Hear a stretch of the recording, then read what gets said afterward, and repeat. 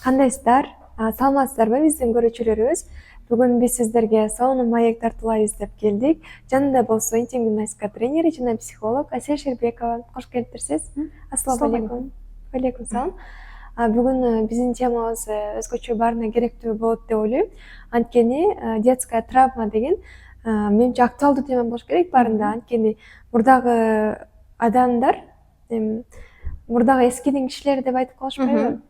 Ошол эски муундар баланы уруп тарбиялаган, таяк менен тарбиялаган, балдарыбыз жакшына эле чоңоюп атпайбы деп айтышат да, азыркыларды деле урушуп, азыркы поколение башка, мурдагы муун башка деген нерсе бар го азырчы.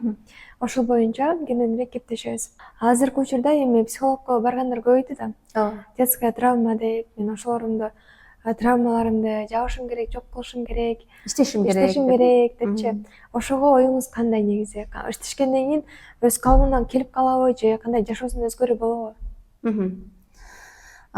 Бул багытта мен көбүнчө кыздарга ушул багытта башкачараак жол менен айтам. Мисалы, ар бир адамдын башында ал нерсе бар, травма бар. Ар бир адамдын башында. Мисалы, ар бир киши менен сүйлөшө турган болсоң, мен апам алып бербей койгон, ошондон кийин аябай бир конфет жегим келди эле, анан ошону алып бербей койгон. Ошондон кийин мен конфетке өч болуп калгам дагы, мен тынбай эле конфет жей берем дейт да кээ бир кишилер. Кээ бири айтат, мен апам ушундай урган, мен ушинтип сүйлөгөндө монтип урган, ошо урган дагы деле эсимде турат деп таарынам ошого деп эле ыйлайт, мисалы, өмүр бою. Биздин Кудай бизди ушундай жаратты да, жараткан. Биз албетте эстеп калабыз да, эстеп калабыз. Ал кичинекей бала кезде бала алсыз учурунда көбүнчө эсте калат. Ал пайгамбарыбыз Мухаммед саллаллаху алейхи вассалам айткан, ислам менен башкарат, тарбиялай турган болсо баланы, анда 7 жашка чейин падышага мамиле кылгандай кылгыла балага деген да. Себеби ошол травма болуп калат. Ошону пайгамбарыбыз Мухаммед саллаллаху алейхи вассалам билген үчүн ал кичинекей алсыз балага кандай падышага мамиле кылсаңар, ошондой кылгыла балага деген. Себеби ошол баланын ошо эсинде калып калат да. Кичинекей кезинде балага мисалы катуу мамиле кылуу, уруу, анын баары эсинде калып калат. Болгону ал эсинде калып калаарын ата эне просто билбейт. Себеби ата эне да так ошол нерсени эле алган. Балага эмнени алса, ошол нерсени гана бере алат ата эне. Бул андан ашып кете албайт. Себеби буну ошол кичинекей баланын эсинде калып калаарын билсе, унутпай ошонун аркасынан травма болуп өспөй калаарын, психологиялык тараптан, аң сезим тараптан жетилбей калаарын билсе эгер ата энелер, анда бир дагы ата эне ал нерсеге барбайт. Просто бул билимсиздикке барып такалат. Мисалы, кайра эле анын аркасында билимсиздик турат. Ошол эле кезде ал нерсе болду. Болгондон кийин эми мен травма болду деп айталы, бирөөнүн баласын катуу уруп койгон, ал өмүр бою травма болду. Ошол нерсени эстей берет. Бул тарапта ошол нерсени эстен чыгаруу үчүн балким иштейт да, мындай психологдор иштейт, башкалар иштейт. Бирок көбү мындай маркетология деп айтсак болот да. Көпчүлүгүндө ал нерсени сен аны унутуу эмес, просто ал билбегенден болду деп кабыл алуу менен жеңилчечиликке болот. Жеңил эле чечип койсо боло турган нерсени унуттуруу керек деп иштеген, мен ал нерсеге таптакыр кошулбайм. Себеби ал миллион жолу аны эмне кылсаң дагы ал унуттурулбайт. Просто аны болгон нерсени билбегенден болду. Ал билсе эч ким ал нерсеге барбайт болчу. Ошол жаман көрүп аткан, травма кылды деп жаман көрүп аткан ата энеси, ал дүйнөдөгү 8 миллиард дүйнө жүзүндө адам болсо, баарынан мээримдүү ошол ата энеси. Андан өткөн мээримдүүнү таппайт да. Пайгамбарыбыз бир дагы сахабаны терапия менен жол менен, же болбосо травма менен ушу иштейбиз деп чечкен эмес. Ал просто пайгамбарыбыз Кудайды таанытуу менен, билим алуу менен ошол нерсени чечкен. Сахабалардын баардыгы динге чейин, динден кийин дегенде таптакыр башка кишилерге айлана алган. Ушул эстеп калат деп айтып атпайсызбы? Ушул эстеп калуу менен кек сактоонун айырмасы кандай болуп калат?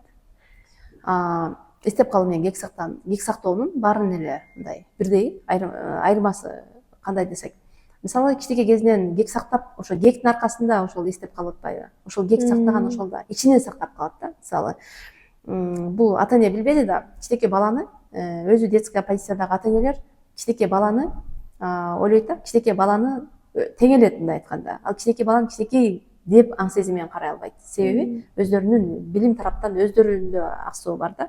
Мисалы мен өзүм боюнча да айта кетейин. Мен деле мисалы балдарымды катуу урушкам, ургам да. Улуу балдарым эми кичинекей кезде мен аны норма деп эсептечүмүн. Мисалы бир нерсени бир туура эмес нерсе жасаса, таарынса, уруп койсоң, ошол таарынычынан арылып кетет, кийин таарынбай калат деп мисалы уруп коесуң да, таарынган жаман сапат. Если сен кайра ушинтип таарына бере турган болсоң, анда сен бул жаман сапат деп туруп аны уруу менен таарынычын жок кылып коесуң деп ойлойсуң да, таарынбай турган кылып коем деп ойлойсуң. Бирок аны билбеген абалда тарбиялап атам деп ойлойбуз да. Негизи биз кыргыздар баарыбыз эле уруу бизде норма. Мисалы мен деле мисалы ата энем урчу. Атам эми урган эмес, апам көбүрөөк урчу бизде. Бирок биз деле мисалы билген жокпуз да, балдарыбызды ошондой апам мисалы таарынып калсак, мисалы урган болсо, ошон үчүн биз таарынбайбыз деп ойлочумун да мен. Мен болсо балдарымды уруп, ошо таарынбай кала турган тарбиялап коем деп мен деле ойлогом да. Бирок менин да балдарымда мага болгон таарынычтары бар да, кантип жок. Мен аны билбеген абалда кылдым. Так ошол эле нерсе баардык эле үйдө болуусу мүмкүн. Баардык эле үйдө ошол нерсе болот. Ал ата эне түшүнгөндөн кийин, билгенден кийин бизге келет, окуйт. Окугандан кийин, түшүнгөндөн кийин баардык ата эне мен ошону билбегем. Ушул нерсени уялып атам, балдарымды карап уялып отурам азыр. Эмне кыларымды билбей, мындан кийинки кадамда кылган каталарымды кантип жолго салып кетем, ошону ойлонуп атам деп. Сөзсүз ар бир ата эне балдарга кылган мамилеси 100% өзгөрөт. Окуп билим алгандан кийин. Билим алгандан кийин өзгөрөт. Негизи ата энелер дейбизби же чоң адамдарбы, кандай болсо деле эмоциясын башка адамга жүктөп койгон болуп калабы деп ойлойм да. Мисалы сен өзүң мени ачууланттың, сен өзүң мени жиндеттиң депчи, эмоциясын адам өзү башкарыш керек го. Бирок ошол кичинекей бала мени жиндетти, ачуулантты, мен ошого сабап салдым деп. Мисалы үчүн видеолордо эле тарап кеткендер барып көрсөңүз керек. Ошо жаш баланы уруп тарбиялайм депчи, ачуума келди, ушундай анан жайлап коет, бул жактан үн чыкпайлы деп. Ошентип кичинекей балдарга тең келип уруп салып, эмоциясын башкара албай калган адамдар болот. Ошол учурда кандай түшүндүрүп жеткириш керек? Негизи эле бул туура эмоциясын башка адамга жүктөп коюп, сен ушундай кылганың үчүн ушундай болду деп. Мени ачуулантып атпайсыңбы деп айтам. Сен ачуулантып атасың. Сен күнөөлүүсүң, мен эмес депчи. Ачууланбайт болчу негизи. Ачууланбайт болчу, мен жакшы адаммын. Ал кичинекей бала сени ачууңду келтирип көңүлүн бурдурушу үчүн кээ бир нерсени атайын кылышы мүмкүн. Себеби сүйүү керек болот ага. Сүйүү керек учурда дагы бир нерсени атайын, ошо ачууңду келгенде гана апам бизди карайт деген сыяктуу атайын бир нерсени ачууну келтириши мүмкүн да. Балким ал бала үчүн ал нерсе норма болушу мүмкүн. Кээ бир балдар үчүн. Көңүл бурулбаса эгерде. Мына азыр дагы бала кирет да, анан чыгып турасыңбы балам десең, жок дейт да, чыкпайм дейт да. Ал просто көңүлү кагылайын десе чыгып кетет да, көрдүң? Бул нерсе бала, балким баланы эркелетүү керек болсо, балким ошентип барат. Ошол эле кезде ачуудун келүүсү, мисалы бир нерсени эстөө ал норма да. Пайгамбарыбыздан аны дагы дайым айтып келем. Мисалы Вахши радиаллаху анху деген кийин сахаба болгон. Башында Хамза деген пайгамбарыбыздын атасынын бир тууганын эң кичүү инисин өлтүргөн да. Аны пайгамбарыбыз аябай жакшы көрчү, Хамза радиаллаху анхуну. Ал канжар менен сайып өлтүргөн да. Бирок пайгамбарыбыз эгерде унутуп калсам, пайгамбарыбыз унутуп калмак да. Пайгамбарыбыз айтат да. Пайгамбарыбыз саллаллаху алейхи вассалам айтат: "Сен менин көзүмө көрүнбө, мен сени көргөндө сенин Хамзаны эстеп, сен жаман көрүп карайм" дейт да. Жаман көрүп калбайын дейт да. Деп ошол баягы Вахши радиаллаху анху пайгамбарыбыз Мухаммад саллаллаху алейхи вассалам көзүнө көрүнбөй, тамдарды, дуалдардын, капталдарынан пайгамбарыбызды көрчү да. Көрдүң? Пайгамбарыбызда деле болгон, ал негизи норма эле, мисалы капа болуп калуу, аны ошону чыгаруу керек деген ал эреже. Билбейм кантип аны чыгарат. Ал болду, ал нерсе, болуп өтүп кетти ал. Ошол учурда капа болду. Болгону ал капа болуу, ал норма нерсе. мынтип караганда. Эми таарынып кек сактап ичте сактоо эмес, просто ошону айтып кой болду. Ошол кезде мен сага катуу таарынып калгам, себеби сен ушундай туура эмес кылгансың деген сыяктуу. Же болбосо эгер апасына травмасы апасы болсо, эми ал апасы билбегенден болду да. Ал учурда мен да өзүм эстеп кеттим просто. Мен да бир учурда апама айткам, апа сиз деген ушундай кылсаңыз болмок, сиз ушундай нерсени жасаган эмессиз деп айтканда, апам айткан, менин кругозорум ал нерсеге жеткен эмес деп айткан да, көрдүңбү? Ал эси апам деле ошол нерсени түшүнсө, ал нерсенин баарын кылмак да, жакшы кылмак. Просто ал нерсени билбеген үчүн кылбай калып атат деп кабыл алуу менен эле баардык нерсени түшүнүп кабыл алуу да. Кабыл алуу менен баардык нерсени эле мындай чечсе болот, жеңил эле да. Сүйлөшүү менен чечсе болот. Бирок мисалы кээ бир ата энелер таарынып калышы мүмкүн, капа болуп калышы мүмкүн, ушундай кылгансыз деп айтсачы. Айтпай эле ошол нерсени аны айтпайбыз, просто кайталабайбыз балага.